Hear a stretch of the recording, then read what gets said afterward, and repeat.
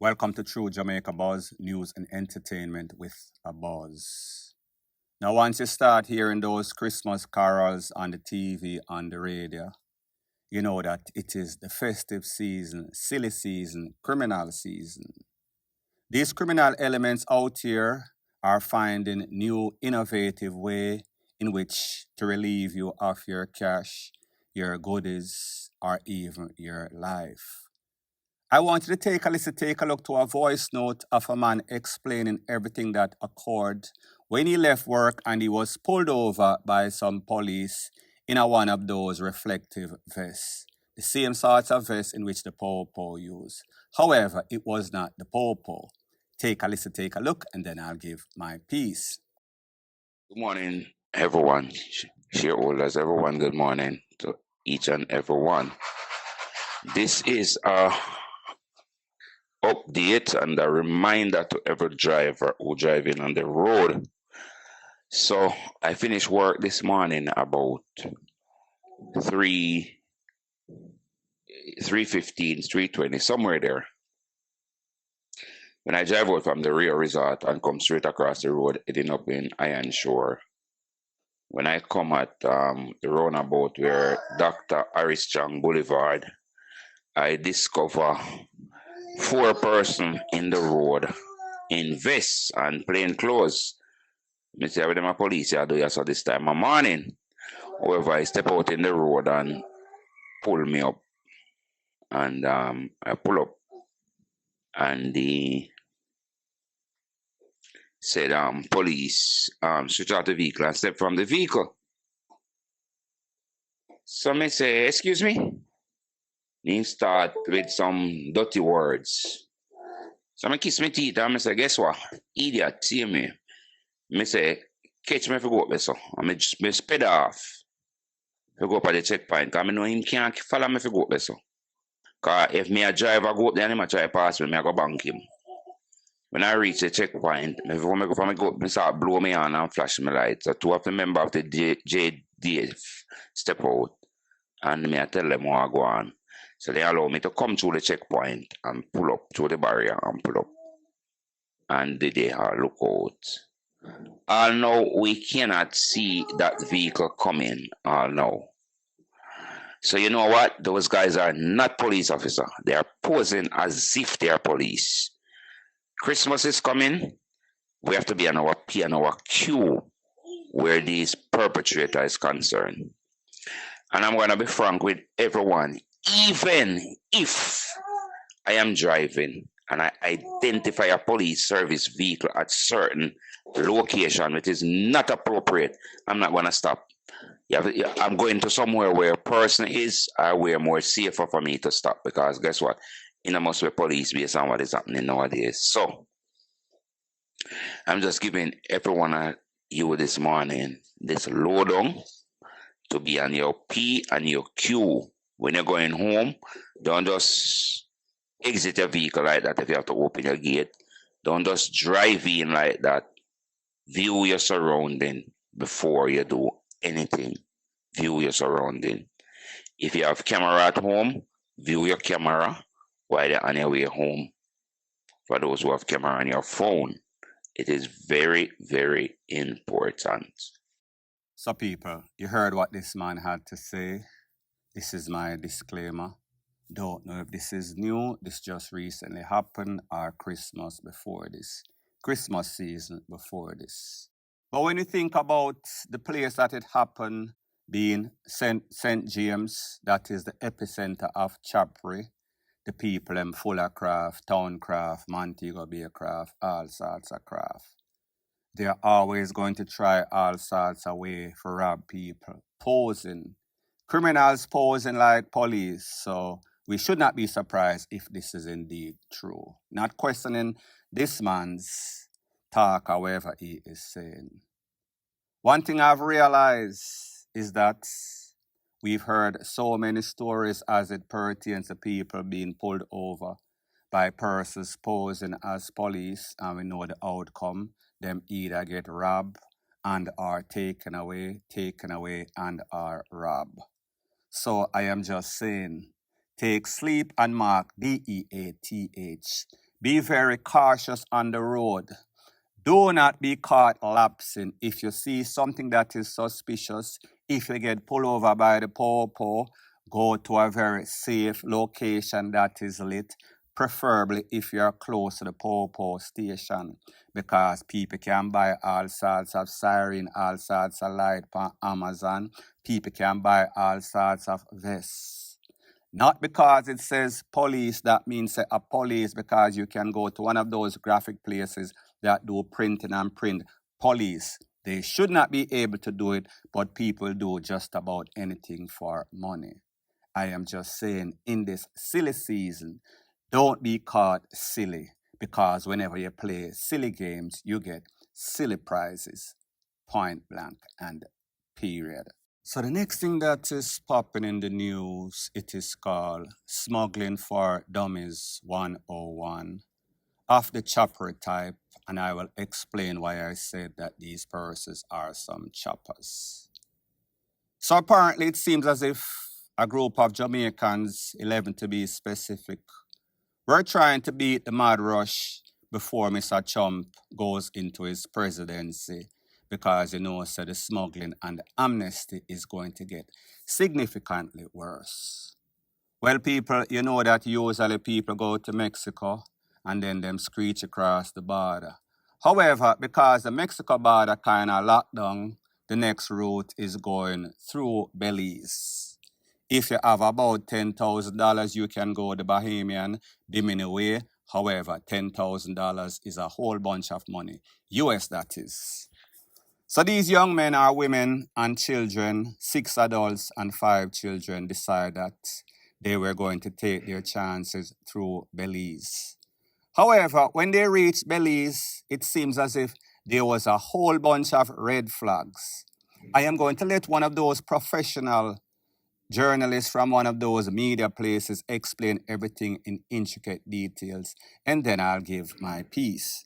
Take a listen, take a look. According to the department, the 11 Jamaicans, including 5 children, had arrived in Belize on November 11 on board a Copa Airlines flight from Panama. They were deemed inadmissible for reasons ranging from the lack of return tickets to their countries of origin, traveling with minors without proper legal documentation, and providing invalid accommodation details.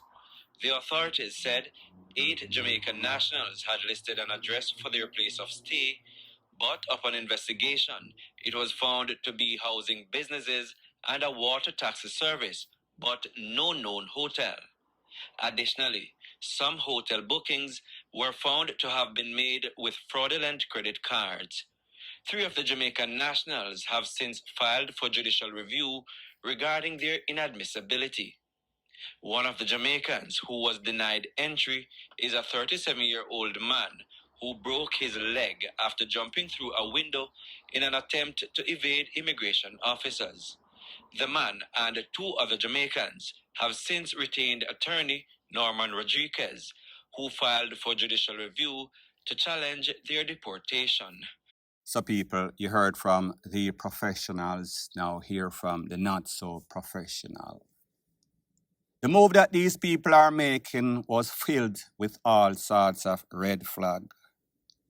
Red flag numero uno is that you cannot travel to a foreign country and don't have a return ticket. Red flag numero dos, you cannot be traveling with minors and don't have documentation, meaning approval, meaning if you're the mother or female, you have to have some sort of approval. Signature from the father saying that he gave you right to travel with these children going to a foreign country. The next thing is that you must have accommodation. When the people from Immigration, Customs and Border Patrol check the accommodation that at least 8 of the 11 had was at an address of a business. That business was a taxi stand. A taxi stand, based on immigration policy, would not be considered any sorts of residency, any sorts of Airbnb, any sorts of hotel, motel, holiday inn, whatever you want to call it. So therefore, when you have these red flags, more than likely you are going to be turned down for entry in that country. And those are the red flags, are some of the red flags that brought the attention of the immigration. The worst red flag is that they tried to book hotels. They were using credit card of the stolen type. Red flag once again. So not only were they trying to use stolen credit cards when the immigration came at the place in which they said they had accommodation, their Airbnb illegal form.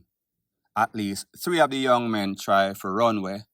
One of them jumped through some sorts of window from some sorts of high-rise building, broke foot he was holds.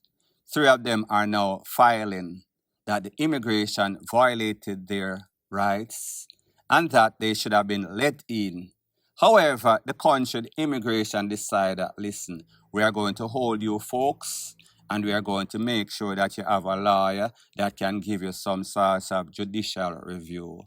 3 of those persons have now pending judicial review, hoping for a favorable outcome. I am here to tell you that it's not going to be successful. It is an exercise in futility. Based on the red flags, based on the lies, based on the fact that you're using stolen credit card, based on the fact that you don't have the proper documentation or authorization for these children, and even worse. Should in case you don't know, I am here to tell you that the people, the relevant authority in Belize and Mexico are communicating.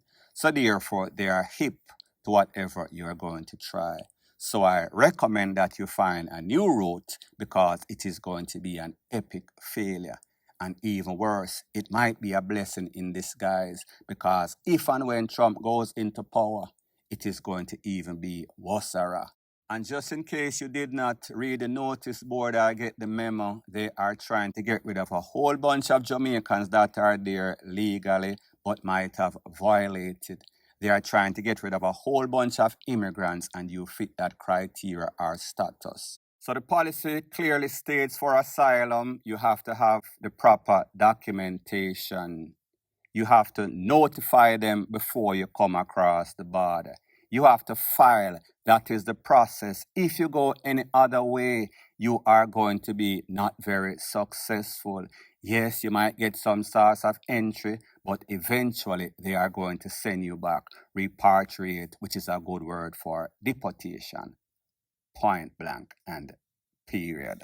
So the next thing that is popping in the news, there's a saying that goes something like this: show off brings disgrace. Show and prove is even worse. Duppy knows who to frighten. Sometimes you frighten the wrong duppy and that duppy comes back and he duppies you. It seems as if these young men in Jamaica, especially these social media, TikTokers to be specific, don't learn from the mistakes of others, specifically World Dog. You know, World Dog was one of those individuals that was always on social media, taunting people, acting as if he is bad. Since an incident in which his friend or cousin lost his life and he got shot up, scared for his life, you heard the videos, you heard the voice notes. It seems as if him kind of calmed down. However, there's one individual, his name is BLAM DEM. You might have heard of him. He has several videos on social media, dissing up Squash from the Six, Squash Mother Shelley, and all of his other associates. Well, people, it seems as if he has taken it to the furthest extent. He posts several videos and voice notes over social media, telling them of his location and telling them, pull up, show up, him up in a them scheme. I want you to take a listen, take a look to a couple of these voice notes, videos, and then I'll give my piece. I got shot. Take up them now. Remember, no people.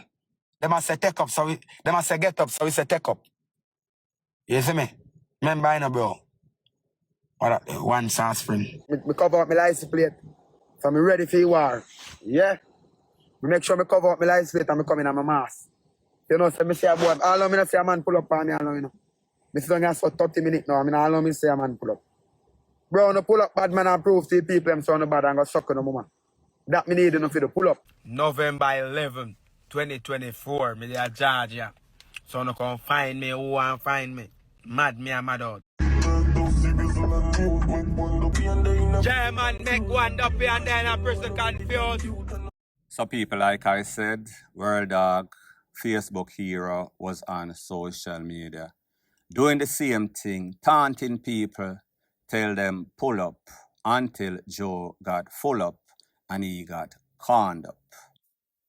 You even saw that he played a song of Chronicler in which he is saying J-Man, which is one of Squash's affiliates that got locked up for a takeaway. Now he is locked up in a jail and Squash turned him back on him.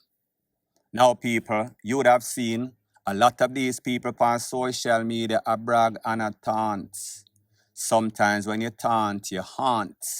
You bring that dopey upon yourself, and when that dopey comes and dopey you have nobody else to blame but yourself. So the question that I ask is this. Just for social media likes and fame and ratings, you would put your life in jeopardy. And people, I don't know who bother, whether I blame them or blam them or squash, but you don't want to bring certain energy towards yourself because that negative energy can send you to a negative place, meaning the abyss of hell, meaning in some sorts of cell, or even worse, down in the graveyard, modern, Dovecot, 6'6", point blank, and period. So anyways, people, thanks once again for checking out my video.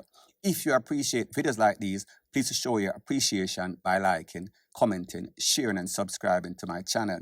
That is how YouTube promotes videos like these to like-minded, sensible persons like yourself. And last but not least, please subscribe to my next two channels. They are called Jamaica Dancehall Source and Crime Time News JA.